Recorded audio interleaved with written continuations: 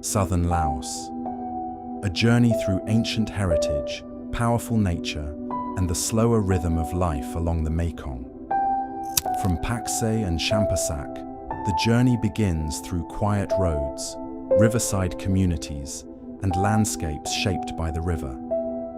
At Vat Phou, centuries of history remain part of the landscape, surrounded by mountains and the stories of the past.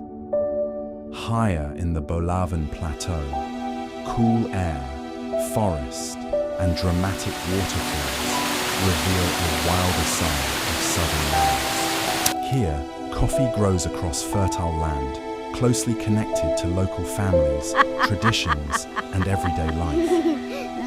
Further south, Si Phan Don opens into thousands of islands, where boats, villages, and river life move at a gentler pace.